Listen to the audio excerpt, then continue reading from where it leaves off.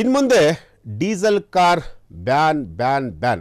ನೀವೇನಾದರೂ diesel car ಖರೀದಿಗೆ ಮುಂದಾಗಿದ್ದರೆ ಈಗಲೇ ಆ ಆಸೆಯನ್ನು ಬಿಟ್ಬಿಡಿ.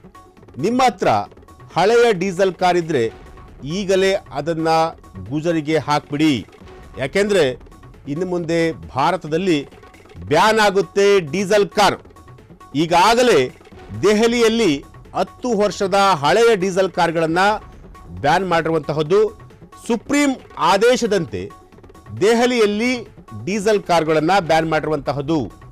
ಇದೀಗ ಇಡೀ ದೇಶದಾದ್ಯಂತ ಡೀಸೆಲ್ ಕಾರನ್ನು ಬ್ಯಾನ್ ಮಾಡಲಿಕ್ಕೆ ಚಿಂತನೆಯನ್ನು ಕೂಡ ನಡೆಸಿರುವಂತಹದ್ದು.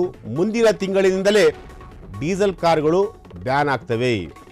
ಎಸ್, ನೀವೇನಾದರೂ ಡೀಸೆಲ್ ಕಾರ್ಗಳನ್ನ ಬಳಸ್ತಾ ಇದ್ದರೆ ಅಥವಾ ಡೀಸೆಲ್ ಕಾರ್ಗಳನ್ನ ತಗೋಬೇಕು ಅಂತ ಹೇಳಿ ಏನಾದರೂ ಕನಸನ್ನು ಇಟ್ಕೊಂಡಿದ್ರೆ ಖಂಡಿತವಾಗ್ಲೂ ನೀವು ಅದನ್ನು ಮರ್ತು ಬಿಡಿ. ಯಾಕೆಂತಂದರೆ ಡೀಸೆಲ್ ಕಾರ್ಗಳನ್ನು ಬ್ಯಾನ್ ಮಾಡ್ತಾ ಇದ್ದಾರೆ.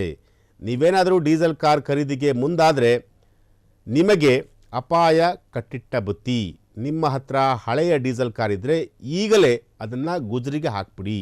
ಏಕೆಂದರೆ ಇನ್ನು ಮುಂದೆ ಭಾರತದಲ್ಲಿ ಬ್ಯಾನ್ ಆಗುತ್ತೆ ಡೀಸೆಲ್ ಕಾರ್. ಡೀಸೆಲ್ ಕಾರನ್ನು ಬ್ಯಾನ್ ಮಾಡಬೇಕು ಅಂತೇಳಿ ಈಗ ಸರ್ಕಾರ ಚಿಂತನೆಯನ್ನು ಕೂಡ ನಡೆಸಿರುವಂತಹದ್ದು. ಎಸ್, ಮತ್ತೊಂದು ಬ್ರೇಕಿಂಗ್ ನ್ಯೂಸ್ ಬರ್ತಾ ಇದೆ. ಈಗ ದೇಶದ ಜನತೆಗೆ ಶಾಕ್ ಕೊಟ್ಟಂತಹ ನಿತಿನ್ ಗಡ್ಕರಿ ಮಾಲಿನ್ಯ ತಡೆಗೆ ಡೀಸೆಲ್ ಕಾರ್ಗಳನ್ನು ಬ್ಯಾನ್ ಮಾಡಲಿಕ್ಕೆ ಹೊರಟಿರುವಂತಹದ್ದು. ಡೀಸೆಲ್ ವಾಹನ ನಿಷೇಧದ ಹೊಸ ನೀತಿಯ ಕುರಿತು ಗಂಭೀರವಾದಂಥ ಒಂದು ಚರ್ಚೆ ಕೂಡ ನಡೀತಿರುವಂತಹದ್ದು.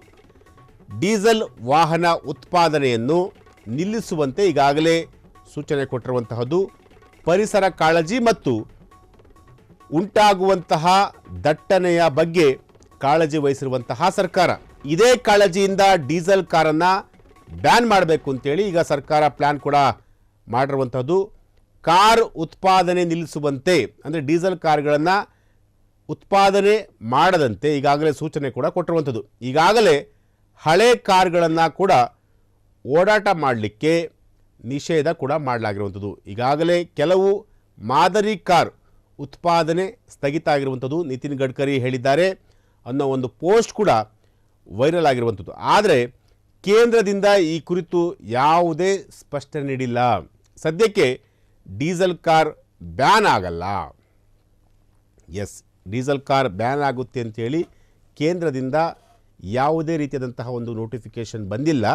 ಆದರೆ ಈ ರೀತಿಯಾದಂತಹ ಒಂದು ಸುದ್ದಿ ಈಗ ಸೋಷಿಯಲ್ ಮೀಡಿಯಾದಲ್ಲಿ ಹರಡ್ತಾ ಇರುವಂಥದ್ದು. ಡೀಸೆಲ್ ಕಾರ್ ಯಾವಾಗ ಬೇಕಾದರೂ ಬ್ಯಾನ್ ಆಗುತ್ತೆ, ಡೀಸೆಲ್ ಕಾರನ್ನು ತೆಗೆದುಕೊಳ್ಳೋದಕ್ಕೆ ಯಾರೂ ಕೂಡ ಮುಂದೆ ಹೋಗಬಾರ್ದು ಅನ್ನೋ ಒಂದು ಸುದ್ದಿ ಕೂಡ ಈಗ ಹರಿದಾಡ್ತಿರುವಂಥದ್ದು.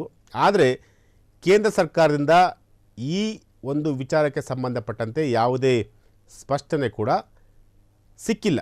ಆದರೆ ನಿತಿನ್ ಗಡ್ಕರಿ ಅವರು ಹೇಳಿದ್ದಾರೆ ಅನ್ನೋ ಒಂದು ಪೋಸ್ಟ್ ಮಾತ್ರ ಎಲ್ಲ ಕಡೆ ಈಗ ವೈರಲ್ ಆಗ್ತಿರುವಂತಹದ್ದು. ಈಗಾಗಲೇ ಕೆಲವು ಮಾದರಿಯ ಕಾರ್ ಉತ್ಪಾದನೆ ಕೂಡ ಸ್ಥಗಿತ ಆಗಿರುವಂತಹದ್ದು.